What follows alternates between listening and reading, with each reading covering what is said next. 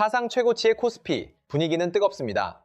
그런데 정작 내 계좌는 왜 이렇게 조용할까요? 지수는 치솟는데 체감은 따라오지 않는 이유, 그 핵심만 짚어보겠습니다. 코스피가 6센 366을 찍었습니다. 역대 최고치입니다. 뉴스는 축제 분위기이고 증권사 리포트에는 장밋빛 숫자가 가득합니다. 그런데 솔직히 여쭤보겠습니다. 여러분 계좌도 지금 축제 중이신가요? 아마 많은 분들이 이렇게 느끼실 겁니다. 시장은 역대급이라는데 내 계좌는 조용하다. 마치 축구 결승전에서 우리 팀이 골을 넣고 있는데 나는 경기장 밖 주차장에서 라디오로 듣고 있는 느낌입니다. 환호성은 들리는데 감동은 오지 않는 거죠. 오늘은 그 이유를 정확히 짚어보겠습니다. 그리고 더 중요한 것도 말씀드리겠습니다. 지금이라도 경기장 안으로 들어갈 수 있는 문이 어디에 있는지 말입니다. 먼저 결론부터 말씀드리겠습니다. 코스피 6300은 비싼 게 아닙니다. 놀랍게도 지금 한국 주식시장 가격표에는 아직도 할인 스티커가 붙어 있습니다. 골드만삭스가 며칠 전 코스피 목표를 8,000으로 올렸는데 그 근거를 들여다보면 충분히 납득할 수 있습니다. 다만 주의할 점이 있습니다. 모든 종목이 같은 엘리베이터를 타고 올라가는 것은 아닙니다. 어떤 엘리베이터는 꼭대기까지 가지만 어떤 엘리베이터는 3층에서 멈춥니다. 오늘은 4가지를 보겠습니다. 첫째, 왜 300이 비싼 숫자가 아닌지 숫자로 확인하겠습니다. 둘째, 지금 올라타야 할 엘리베이터 세대를 짚어보겠습니다. 셋째, 이번 주 시장을 흔들 48시간의 변수들을 점검하겠습니다. 넷째, 언제 이 엘리베이터에서 내려야 하는지 출구 전략까지 정리하겠습니다. 먼저 코스피 6300이 왜 비싼 게 아닌지 숫자로 보겠습니다. 그 전에 하나만 이해하고 가야 합니다.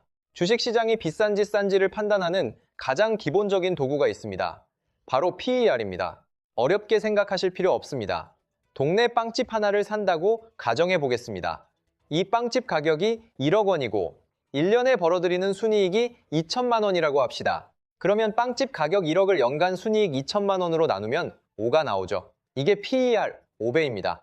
쉽게 말해 이 빵집을 사면 5년 만에 본전을 뽑을 수 있다는 뜻입니다. 당연히 이 숫자가 낮을수록 싸게 사는 겁니다.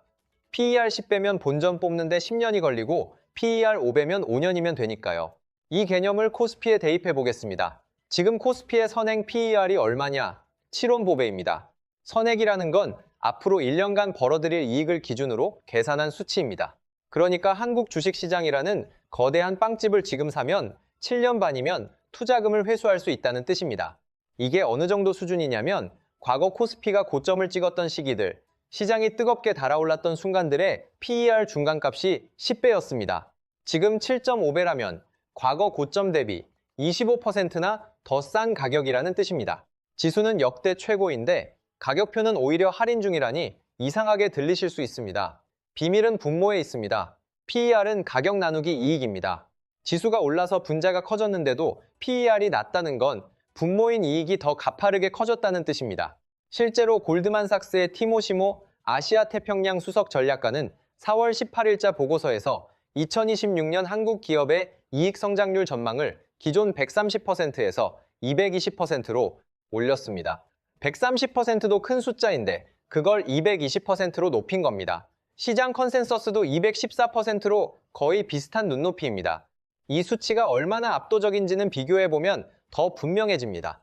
같은 보고서에서 아시아 주요국 이익 성장률을 보면 반도체 강국 대만이 34%, 세계 최대 인구 대국 인도가 8%, 거대한 내수 시장의 중국이 22%인데 한국은 220%입니다. 다른 나라들이 두 자릿수에서 움직이는 동안 한국만 세 자릿수 성장을 하고 있는 셈입니다. 다른 나라들은 걸어가는데 한국만 로켓을 타고 있는 모양새입니다. 그래서 골드만삭스가 코스피 12개월 목표 지수를 기존 7,000에서 8,000으로 올린 것입니다.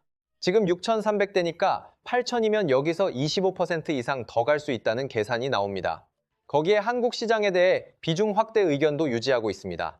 그런데 여기서 많은 분들이 빠지는 함정이 있습니다. 코스피 6,300이라는 숫자만 보고 너무 많이 올랐다, 무섭다라고 생각하는 겁니다. 하지만 이건 착시입니다. 지수의 절대 숫자는 의미가 없습니다. 중요한 건 이익 대비 가격입니다. 주식시장은 온도계가 아니라 체중계에 가깝습니다. 키가 190cm인 사람이 90kg 그리면 정상일 수 있지만 키가 160cm인 사람이 90kg 그리면 과체중일 수 있잖아요. 지금 코스피는 키가 훌쩍 큰 상태입니다. 이익이라는 키가 220% 성장했으니까요. 몸무게인 지수가 좀 나가도 비만은 아닌 겁니다. 그런데 여기서 진짜 중요한 질문이 남습니다. 시장 전체가 싸다는 건 알겠는데 그래서 뭘 사야 하느냐는 겁니다. 아까 말씀드렸죠. 모든 종목이 같은 엘리베이터를 타는 건 아닙니다. 실제로 오늘 장만 봐도 반도체와 2차 전지는 불이 나는데 오락이나 전기가스 같은 업종은 힘을 못 쓰고 있습니다. 골드만삭스도 이를 분명히 짚습니다. 반도체, 에너지, 산업재는 강세입니다. 반면 필수 소비재, 유틸리티, 부동산, 재량 소비재는 이익 성장이 마이너스입니다. 같은 건물 안에서도 어떤 엘리베이터는 꼭대기로 올라가고 어떤 엘리베이터는 지하로 내려가는 겁니다. 그렇다면 지금 올라타야 할 엘리베이터를 하나씩 보겠습니다. 첫 번째 엘리베이터는 반도체입니다. 솔직히 이건 엘리베이터보다 로켓에 가깝습니다. 모레 4월 23일에 SK하이닉스가 1분기 실적을 발표합니다. 시장이 보고 있는 영업이익 전망치는 37조에서 40조 원입니다. 분기 영업이익이 이 정도라는 말입니다. 체감이 잘 안 되실 수 있는데 하루 기준으로 쪼개면 하루에 4천억 원이 넘는 돈을 벌고 있다는 뜻입니다. 여러분이 자고 일어나는 사이에 4천억 원이 쌓이는 셈입니다. 조선일보에서는 올해 삼성전자와 SK하이닉스의 합산 연간 영업이익이 500조 원 시대를 열 수 있다고 보도했는데 지금 숫자의 흐름을 보면 과장으로만 보기 어렵습니다. 그런데 실적보다 더 중요한 뉴스가 있습니다. 바로 어제 SK하이닉스가 공식 보도자료를 냈습니다. SOCM이 192GB를 본격 양산한다는 내용입니다. 이게 무엇이냐면 차세대 AI 서버에 들어가는 메모리 모듈인데 엔비디아의 차세대 플랫폼인 베라루빈에 맞춰 설계된 제품입니다. 기존 메모리 대비 데이터 처리 속도는 2배 이상 빠르고 전력은 75% 이상 줄이는 제품입니다. HBM으로 메모리 반도체 전쟁의 1라운드를 이겼다면 이번 SOECK-AMM-TRO로 2라운드까지 선점하겠다는 그림입니다. 오늘 SK하이닉스가 120만 원을 돌파하며 52주 신고가를 기록한 배경도 여기에 있습니다. 삼성전자도 가만히 있는 건 아닙니다. 다만 삼성전자는 지금 공격과 수비를 동시에 하고 있습니다. 공격부터 보면 미국 텍사스 테일러 공장의 핵심 장비 반입이 시작됐습니다. 4월 24일에는 공식 장비 반입식도 예정돼 있습니다. 이건 테슬라에서 수주한 165억 달러 규모의 차세대 자율주행 반도체를 만들기 위한 준비입니다. 이나노 공정과 HBM사를 동시에 공략하겠다는 큰 그림입니다. 수비 측면에서는 구형 DDR4 메모리를 사실상 접고 DDR4와 HBM으로 생산을 몰아가는 구조조정에 들어갔습니다. 낡은 무기를 버리고 첨단 무기에 집중하는 선택과 집중입니다. 그런데 반도체 투자에는 진짜 함정이 하나 있습니다. 바로 소부장입니다. 반도체 소재, 부품, 장비 기업들 말입니다. 며칠 전 주성 엔지니어링이 하루에 30% 상한가를 기록했는데 같은 날 다른 소부장 종목들은 8%에서 10%씩 빠졌습니다. 하나가 30% 오를 때 옆 종목은 10% 떨어지는 겁니다. 양극화가 너무 심합니다. 복권 긁듯이 개별 종목을 고르기에는 리스크가 큽니다. 그래서 제가 제안드리는 건 ETF입니다.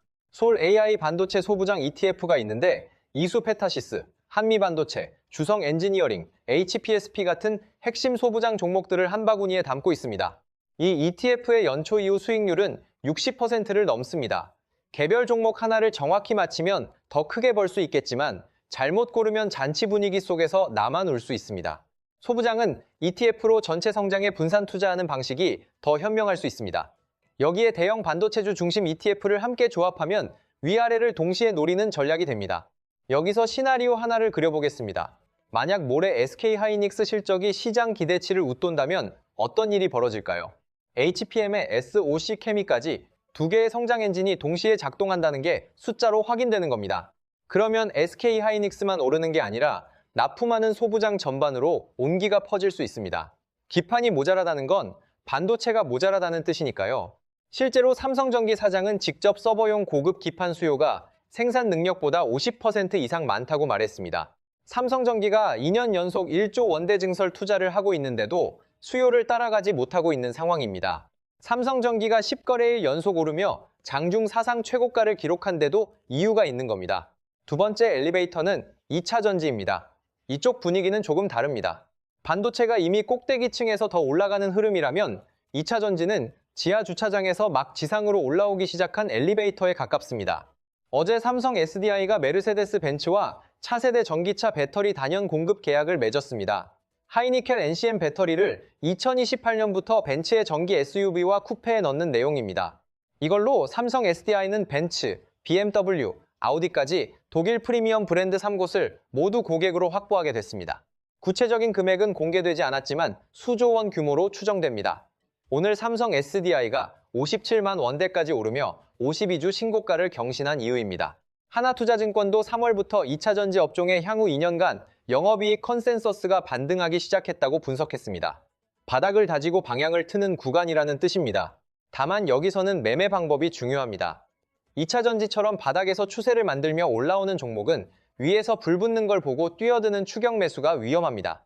이런 종목은 추세가 확인되면 눌림목에서 분할로 접근하는 것이 맞습니다. 반면 이미 신고가를 연일 갱신하며 달리는 종목은 전략이 다릅니다.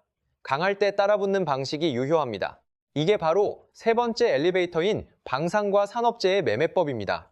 미국 다우 운송지수가 하루에 4%나 급등하면서 경기 민감 업종으로 자금이 몰리고 있고 골드만삭스도 산업재와 에너지를 강세 업종으로 꼽았습니다. 방산주는 이미 높은 층에서 출발해 더 위로 가는 엘리베이터이기 때문에 추세를 따라 강할 때 올라타는 전략이 맞습니다. 반대로 필수 소비재, 유틸리티, 부동산, 통신은 골드만삭스 기준으로 이익 성장이 마이너스 전망입니다. 시장 전체가 축제여도 이 업종 종목들은 초대받지 못할 가능성이 높습니다. 엘리베이터 세대를 골랐다면 나머지 엘리베이터에는 타지 않는 것도 전략입니다. 좋습니다. 어떤 엘리베이터를 탈지는 정리됐습니다. 그런데 이번 주에는 이 엘리베이터의 전원이 잠깐 나갈 수도 있는 이벤트가 대기하고 있습니다. 48시간 안에 벌어질 일들을 반드시 알고 가셔야 합니다. 이번 주는 평범한 한 주가 아닙니다. 시장의 방향을 완전히 바꿔놓을 수 있는 이벤트들이 48시간 안에 몰려 있습니다. 하나씩 보겠습니다. 첫 번째는 미국과 이란의 휴전 협상 시한입니다. 트럼프 대통령이 블룸버그 인터뷰에서 미국 동부 시간 4월 22일 저녁까지를 데드라인으로 못 박았습니다. 한국 시간으로는 4월 23일 수요일 오전입니다.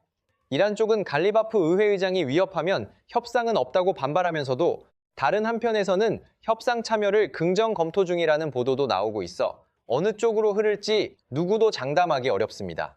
트럼프는 합의 전까지 봉쇄를 풀지 않겠다고 압박 수위를 높이고 있습니다. 이게 시장에 왜 중요하냐면 협상이 결렬되면 유가가 튈 수 있기 때문입니다. 유가가 뛰면 인플레이션 우려가 다시 고개를 들고 연준의 금리 인하 기대도 후퇴할 수 있습니다. 반대로 합의가 되면 유가 안정과 함께 지정학적 리스크가 한 겹 거치면서 위험자산 선호 심리가 살아날 수 있습니다. 한국 시간 4월 21일에서 22일 장중 관련 헤드라인 하나에도 지수가 흔들릴 수 있는 이유입니다. 다만 이걸 지나치게 무섭게 볼 필요는 없습니다. 이란 이슈는 시장의 체질을 바꾸는 구조적 악재라기보다는 하루 이틀 변동성을 만드는 소음에 가깝기 때문입니다. 실제로 전쟁이 터졌을 때와 지금은 상황이 다릅니다. 협상 테이블에 앉아 있다는 사실 자체가 이미 최악의 시나리오에서 한 발 물러나 있다는 뜻이기도 합니다. 그래서 이란 뉴스로 지수가 흔들린다면 패닉이 아니라 기회로 볼 여지도 있습니다. 두 번째 이벤트는 실적 발표 러시입니다. 이게 진짜 핵심입니다. 나스닥이 왜 13거래일 연속 올랐는지 아십니까? 1992년 이후 34년 만의 기록인데 이게 실적이 좋아서만은 아닙니다. 숏커버린 때문입니다. 시장이 급락하면서 공매도 세력이 대거 베팅했는데 반등이 시작되자 손실을 줄이기 위해 급하게 주식을 되사들인 겁니다. 올라갈수록 더 급하게 사야 하니 매수세가 눈덩이처럼 불어난 구조였던 겁니다. 문제는 이 숏커버가 이제 거의 소진됐다는 점입니다. 연료가 다 타가고 있는 겁니다. 실제로 지난주 후반 나스닥이 혼조세로 돌아서면서 반도체주들이 매물을 맞았습니다. 엔비디아도 빠지고 마이크론도 빠졌습니다. 여기서 시장이 더 올라가려면 새로운 연료가 필요합니다. 그게 바로 이번 주 빅테크 실적입니다. 실적이 기대 이상이면 숏커버 다음 주자로 실적 매수세가 바통을 이어갈 수 있습니다. 하지만 기대에 못 미치면 되돌림 조정이 생각보다 깊어질 수 있습니다. 한국 시장도 마찬가지입니다. 4월 22일 삼성바이오로직스, 4월 23일 SK하이닉스와 현대차가 실적을 내놓습니다. 특히 SK하이닉스는 앞서 말씀드린 대로 어마어마한 숫자가 예고돼 있는데 이게 실제로 확인되느냐가 이번 주 코스피 방향을 결정할 가능성이 큽니다. 4월 24일에는 삼성전자 테일러 공장 장비 반입시까지 예정돼 있어 반도체 뉴스가 쉴 틈 없이 쏟아지는 한 주가 될 전망입니다. 세 번째는 성격이 조금 다른 이벤트입니다. 애플의 CEO 교체입니다. 팀 쿡이 9월 1일부로 이사회 의장으로 물러나고 존 터너스가 새 CEO로 올라옵니다. 2011년 이후 15년 만에 수장 교체입니다. 이게 중요한 이유는 터너스가 하드웨어 엔지니어링 출신이기 때문입니다. 맥북과 아이폰 등 애플 기기 매출의 80%를 책임져온 인물입니다. 디자인과 공급망 관리의 달인이었던 팀 쿡에서 하드웨어 기술 전문가로 리더십이 바뀌는 겁니다. 이걸 투자자 관점에서 한 단계 더 생각해보면 하드웨어 중심 CEO가 오면 AI 기능을 탑재한 차세대 디바이스 혁신이 가속될 가능성이 있습니다. 애플이 디바이스를 더 많이, 더 고사양으로 만들면 무엇이 필요하겠습니까? 파운드리가 필요하고 디스플레이가 필요하고 배터리가 필요합니다. 삼성전자 파운드리, LG 디스플레이, 삼성 SDI 같은 한국 공급망 기업들에도 중장기적으로 의미 있는 변수가 될 수 있다는 뜻입니다. 당장 이번 주 주가를 움직이는 재료는 아닐 수 있어도 6개월에서 1년을 보는 시각에서는 반드시 체크해야 할 변화입니다. 정리해 보겠습니다. 이번 주 48시간 안에 이란 협상 결과, 빅테크 실적 확인, 그리고 애플 리더십 전환까지 세 가지 변수가 동시에 터집니다. 단기적으로 시장이 흔들릴 수밖에 없는 구간입니다. 하지만 저는 오히려 이런 변동성이 기회에 가깝다고 봅니다. 우리는 이미 어떤 엘리베이터에 올라탈지 골라놓았기 때문입니다. 흔들릴 때 더 좋은 가격에 탈 수 있다면 그게 오히려 가장 좋은 타이밍일 수 있습니다. 그런데 한 가지가 더 남았습니다. 엘리베이터에 올라타는 것만큼 중요한 게 있습니다. 바로 언제 내릴지 아는 것입니다. 이걸 모르고 타면 꼭대기까지 갔다가 다시 1층으로 내려오는 비극이 벌어질 수 있습니다. 투자에서 진짜 실력은 살 때보다 팔 때 드러나는 경우가 많습니다. 그래서 지금부터는 하반기 출구 전략을 미리 설계해 보겠습니다. 아까 골드만삭스 보고서에서 올해 한국 기업 이익 성장률이 220%라고 했습니다. 이 숫자가 가능한 이유 중 상당 부분은 작년 실적이 좋지 않았기 때문입니다. 시험에서 30점을 맞던 학생이 이번에 96점을 받으면 성장률이 엄청나게 나오죠. 하지만 내년에도 96점을 맞으면 성장률은 거의 제로에 가까워집니다. 실제로 2027년 한국 기업 이익 성장률 전망은 15%입니다. 220%에서 15%로 뚝 떨어집니다. 여기서 핵심은 주식시장이 미래를 먼저 반영한다는 점입니다. 12개월 선행 기준으로 보면 하반기부터 시장은 슬슬 2027년에 둔화된 이익을 계산해 넣기 시작합니다. 아직 2026년인데 벌써 내년을 걱정하느냐고 생각하실 수 있지만 주식시장은 원래 그렇습니다. 파티가 가장 신날 때 이미 택시를 부르는 사람이 가장 편하게 돌아갑니다. 상반기가 축제라면 하반기는 정산의 시간이 될 수 있다는 뜻입니다. 그래서 실행 단계는 세 스텝으로 정리할 수 있습니다. 스텝 하나, 지금부터 6월까지는 적극적으로 갑니다. 220% 이익 성장의 한가운데 있는 구간입니다. 반도체, 2차 전지, 방산 중심으로 포지션을 잡고 이번 주 실적 시즌의 서프라이즈를 향유하는 시기입니다. 앞서 말씀드린 엘리베이터 세대에 올라탈 타이밍이 바로 지금입니다. 스텝 2, 7월에서 8월에는 포트폴리오를 점검합니다. 이 시기부터 시장의 시선이 2027년으로 넘어가기 시작합니다. 보유 종목 중 이익 성장이 둔화되는 업종부터 비중을 줄여나가야 합니다. 전부 팔라는 뜻이 아닙니다. 비중 조절을 시작하라는 뜻입니다. 100의 포지션을 70으로 줄이는 방식입니다. 스텝 셋번 돈을 지키는 시스템도 세팅해야 합니다. 여기서 절세 계좌가 등장합니다. 올해 한시적으로 도입된 국내 시장 복귀 계좌 RIA가 있는데 해외 주식을 매도하고 국내로 들어오는 자금 5천만 원까지 양도소득세를 면제해줍니다. 출시 초기에 9만 개 넘는 계좌가 열렸지만 실제 자금 유입은 아직 수천억 원 수준으로 서학개미 해외 잔고 100조 원 대비로는 미미합니다. 하지만 이 자금이 주로 반도체 ETF와 지수형 ETF로 들어가고 있어 코스피 수급에는 우호적인 흐름을 만들고 있습니다. 여기서 한 발 더 나아가면 RIA로 국내 주식 수익을 올리고 이를 ISA 계좌로 연결한 다음 ISA 만기 자금을 연금저축이나 IRP로 이전해 추가 세액공제까지 받을 수 있습니다. 번 돈에서 세금을 최소화하는 파이프라인을 미리 깔아두는 겁니다. 상반기에 공격적으로 벌고 하반기에 절세 구조로 지키는 이 두 박자가 맞아야 올 한 해 투자가 완성됩니다. 마지막으로 하나 더 짚고 가겠습니다. 한국과학기술기획평가원이 AI 반도체의 미래 전환점 5가지를 발표했는데 그중 제가 주목하는 건 2가지입니다. 하나는 AI 인프라 시장이 지금처럼 학습용 일변도가 아니라 추론용 에이전트, 온디바이스, 피지컬 AI까지 쪼개지며 다각화된다는 점입니다. 다른 하나는 저전력 고효율 기술이 핵심 경쟁력으로 떠오른다는 점입니다. SK하이닉스의 소케미가 전력 효율을 75% 이상 개선했다고 했죠. 그게 정확히 이 흐름 위에 있습니다. 이 큰 그림을 머릿속에 넣어두면 앞으로 관련 뉴스가 나올 때 남들보다 한 박자 빠르게 움직일 수 있습니다. 처음으로 돌아가 보겠습니다. 코스피가 사상 최고치인데 여러분은 아직 관중석에 앉아 계신가요? 아니면 이미 경기장 안에 들어와 계신가요? 오늘 확인한 건 분명합니다. 코스피 6300은 비싼 숫자가 아닙니다. 선행 PER 7점, 5배짜리 입장권은 아직 매진되지 않았습니다. 다만 모든 좌석이 같은 경기를 보여주지는 않습니다. 반도체, 2차전지, 방산이라는 세 개의 엘리베이터를 골라 타야 하고 이번 주 실적 시즌과 이란 협상이라는 변동성 구간도 냉정하게 통과해야 합니다. 그리고 하반기 출구 전략은 지금부터 준비해 두어야 합니다. 이번 주 핵심 체크포인트는 세 가지입니다. 수요일 SK하이닉스 실적이 기대치를 넘기는지 확인하는 것, 같은 날 미국과 이란 협상 결과에 따른 변동성을 기회로 활용할 수 있을지 판단하는 것, 그리고 RIA나 ISA 같은 절세 계좌를 아직 만들지 않았다면 이번 주 안에 구조를 점검해 두는 것입니다. 이 세 가지만 챙겨도 이번 주 시장을 훨씬 선명하게 볼 수 있습니다.